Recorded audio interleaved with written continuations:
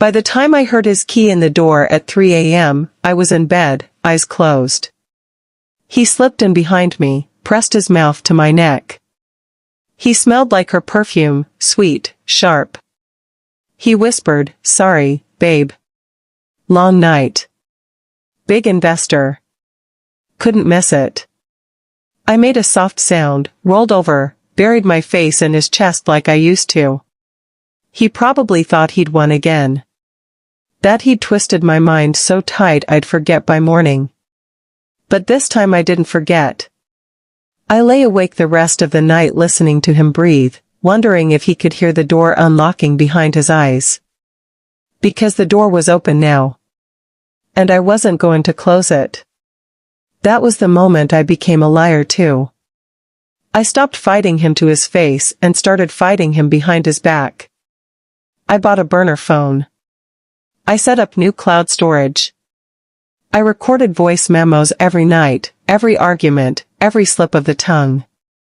I found the fake therapist's real Facebook. She wasn't licensed. Just his buddy's bored wife. I put a tracker in his car. I found hotel receipts, duplicate phone bills, hidden bank accounts, in my name. He was draining his company's money, moving it offshore under my social security number. He'd ruin me to save himself, and he thought I'd never know. When people think of revenge, they think of rage. A screaming match in the rain, a smashed windshield, a Facebook post that blows up the liar's life in an instant. But that's not how it really happens, not when you've been gaslit half to death. Real revenge grows in silence. In small clicks of a mouse. In screenshots saved to hidden folders. In pretending to be asleep while your enemy whispers excuses into your hair. The day after I followed him, I woke up before him for the first time in months. I watched him drool into my pillow, dreaming of his new toy while I made coffee alone in the kitchen. My hands were steady for the first time in weeks. When he stumbled out, all sleepy smiles and good mornings, I asked if he wanted breakfast. He kissed my forehead. "You're my angel, you know that?" I smiled back, poured him his favorite orange juice, the one I'd spit into the sink when he wasn't looking. Inside, I was already somewhere else, 5 moves ahead. That afternoon, I went to Walgreens and bought a cheap burner phone. Paid cash. On the way home, I stopped at a cafe where he'd never think to look. I ordered an overpriced latte just to use their Wi-Fi. I made a new email. A new cloud account. A new Google Voice number. All the evidence went there, receipts, hotel bookings, screenshots of our text fights, bank statements with unexplained withdrawals. I took photos of his car's mileage every night. Noted the timestamps. If he noticed the smell of bleach on my fingerprints, he never said a word. I didn't plan to find the other women. I thought I'd keep it simple, gather dirt, get proof, freeze the accounts, walk away. But the universe loves drama. One night, I found an Uber receipt on our shared Amex.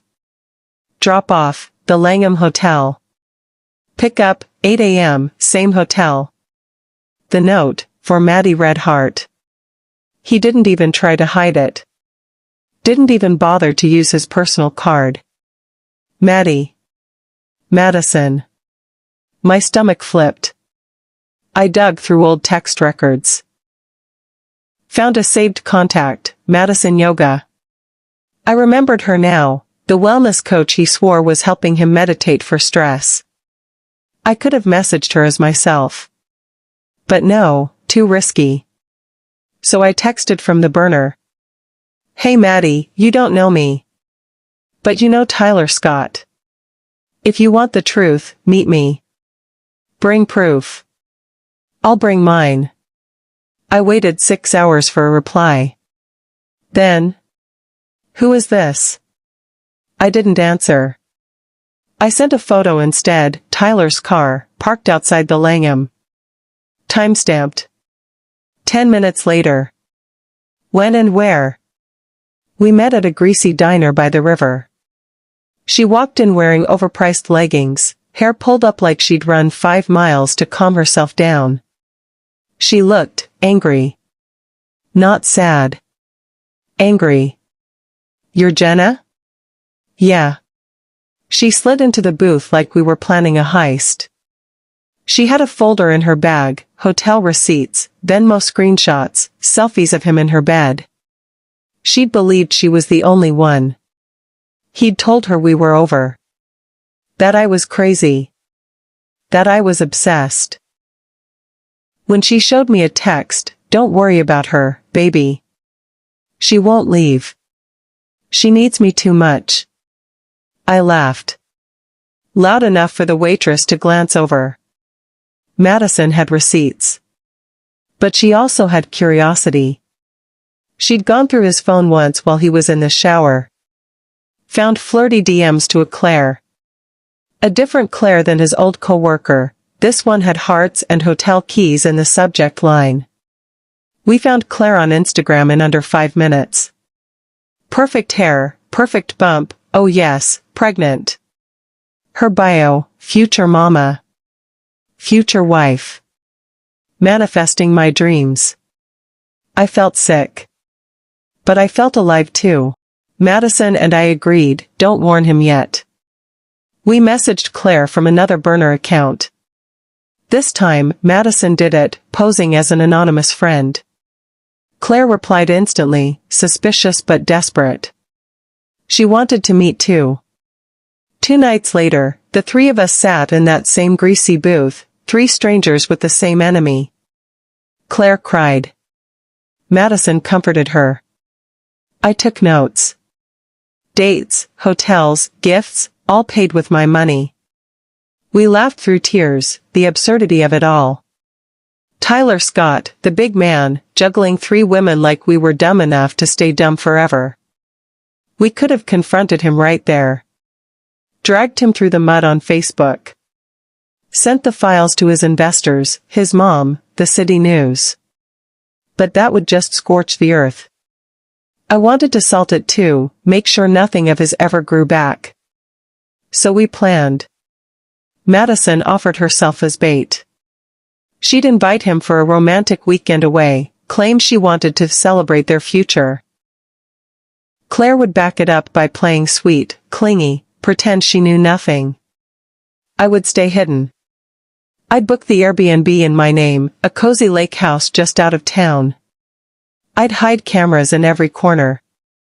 Audio recorders under the couch cushions. A folder of every shady dollar he'd stolen ready to send to the IRS at the click of a button. The night before Madison's invite, I lay next to Tyler in bed. He snored like a bulldozer. I looked at the side of his face, the man who'd spent years convincing me I was nothing without him. I whispered, thank you. Because without him, I wouldn't have learned how dangerous I could be when cornered. The next morning, he kissed my cheek goodbye, said he was off to meet Ben about a big pitch. I told him good luck, baby. Make us proud. And for the first time, I didn't feel a single crack in my voice. Because I wasn't his anymore. I was mine. And he had no idea what was waiting for him at that lake house. Then I found them. Claire, Madison, Emily. All different. All the same lies, she's crazy. We're basically over. She's a gold digger. Claire was pregnant. She was the one who cracked first when I texted her from an anonymous number, you deserve to know the truth about Tyler Scott. We met at a diner on the edge of the city. She brought Madison. Madison brought Emily. We compared stories, bank statements, love letters. We went from strangers to sisters in an hour. We staged a fake weekend at a beach house. Claire invited him, all giggles and baby talk, I want you all to myself. He showed up with roses, a bottle of champagne, and a hotel key in his pocket. Instead, he walked into a living room with 4 women, 2 lawyers, and a hidden camera rolling live to a private server. I stood up first. Surprise, Tyler. Let's talk about who's crazy. He tried to talk over me, but we played the recordings, the fake therapy, the fraud, the cheating. He lunged for the camera. The lawyers handed him court papers instead. The same night, we froze the offshore accounts.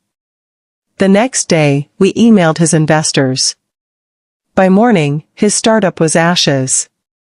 The night the trap closed on Tyler, I didn't sleep. Not because I was afraid he'd find me, no, that fear died when I watched him sputter and rage in that lake house living room with Madison filming every lie that fell from his mouth. It was because, for the first time in years, I could finally hear my own heartbeat again, and it was so loud it kept me awake. I sat on my bed with my laptop open. The videos Madison had captured played on repeat. There he was, Tyler, the man who once told me I was too fragile to survive without him, stammering like a cornered rat. "Baby, please, you know she's crazy. Claire, you know I love you, you're the only one. Jenna's lying. They're all lying." Every time he opened his mouth, he dug himself deeper. Every time he reached for one of them, they stepped back. By morning, the files were backed up on 3 clouds, 2 flash drives, and emailed to a lawyer friend of Madison's who lived to ruin men like him for fun. One of the first things I did was log into the company's shared account, the same one he'd once told me I was too emotional to understand. I drafted a single email with the subject line, "Important, for your protection." Attached, a zip folder with screenshots of his fake invoices, padded expenses, receipts for private rooms charged to the business card. I CC'd every angel investor and silent partner he'd bragged about for years. Before I hit send, I sat there, hovering. One click, and I'd ruin his empire. One click, and I'd burn every bridge he'd used my back to build. So I clicked. The next few days were a mess of blocked numbers and half-hearted threats. He called from Claire's phone at first. "We need to talk, Jenna. You're overreacting." Then Madison's, "Come on, baby, you really want to do this?" When I blocked those, he showed up outside my sister's house at 2 a.m., pounding on her front door. My brother-in-law nearly broke his nose telling him to leave. He posted pathetic half-statements on social media, cryptic quotes about betrayal and jealous women. He underestimated how fast Madison and Claire could share the receipts. Within a week, he'd lost the company. Investors froze the accounts. I didn't even have to drain them, the IRS got there first. I thought I'd be humiliated by the whispers, the neighbors peeking through curtains, the pitying looks. But instead, they left bottles of wine at my door. Lauren, my best friend, the one he'd convinced me to block, showed up on my porch with coffee and an overnight bag. "I told you, Jen, he was never worth your light." I didn't say anything. I just held her until my legs gave out. A week later, I woke up in my own bed, alone. No heavy body snoring beside me. No phantom hand reaching for my phone. No scent I didn't recognize on my pillow. Just me, the soft hum of the fridge, the birds outside the window. For the first time in forever, I didn't wonder where he was. I didn't care. One afternoon, Madison texted me, "Drinks tonight?" Claire chimed in too, "We should toast the IRS." So we met at the same greasy diner where the plan began. 3 women, a bottle of cheap wine, fries piled high, and laughter that shook the windows. We weren't friends in the way childhood friends are. But we were sisters in the trenches. Each of us had learned the same lesson the same hard way, never doubt your gut. The thing about men like Tyler is, they think they're smart because they pick women who are soft. They think softness means weakness. They don't realize that softness is where we hide the blade. In the end, I didn't key his car. I didn't burn his clothes or post a viral TikTok with his face. I let the truth ruin him. Truth has no statute of limitations. It never needs to raise its voice. It just sits there, patient, waiting to be seen.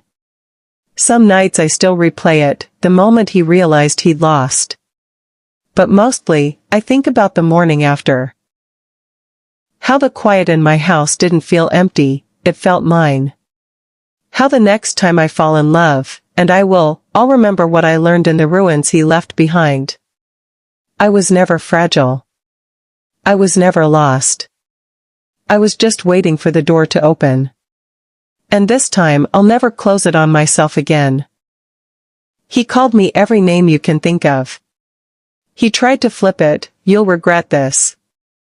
I made you." No, Tyler. You made this. You made me. Claire filed for child support.